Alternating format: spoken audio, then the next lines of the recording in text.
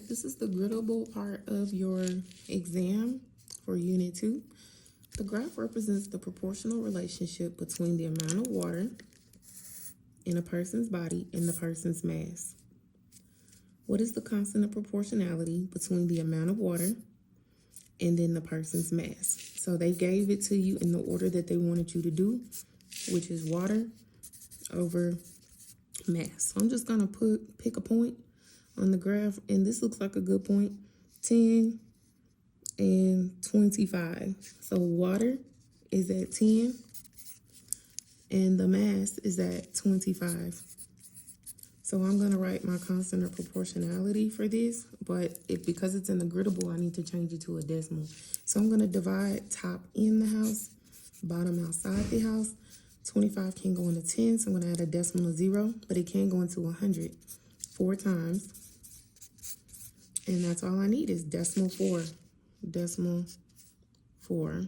It's a positive number.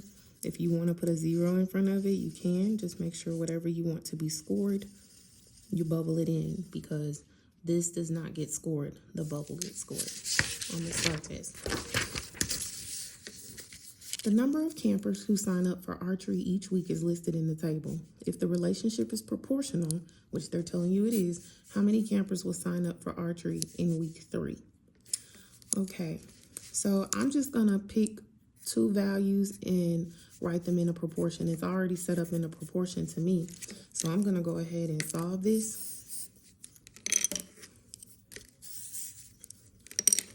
I'm gonna use my scratch paper to do 45 times 130. I'm gonna do 130 on top because it's the bigger number. I'm gonna put my 0 to the side because y'all know I don't do hard numbers if I don't have to. 3 times 5 is 15. 5 times 1 plus 1 is 6.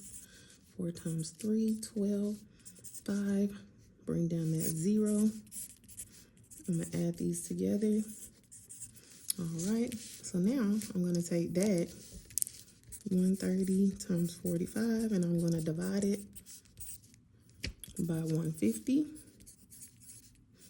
Ooh, before I do that, it looks like I can take a 0 off. Yay us.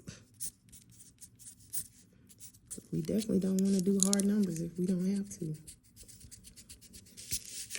So now I'm going to divide 585 in the house, 15 on the outside of the house. My multiples of 15 is 15, 30, 45, 60. So it looks like I'm going to work with 45, which is 3. I'm going to subtract, and I get 13. Bring down. I guess I'm so used to bringing down a 0, I wasn't looking. So bring down to 5. I'm going to continue my pattern with 15s.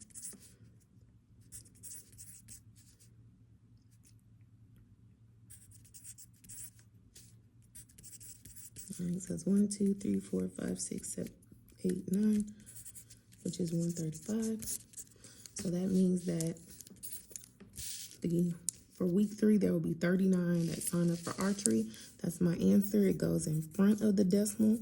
It's positive. So I'm going to bubble in 39.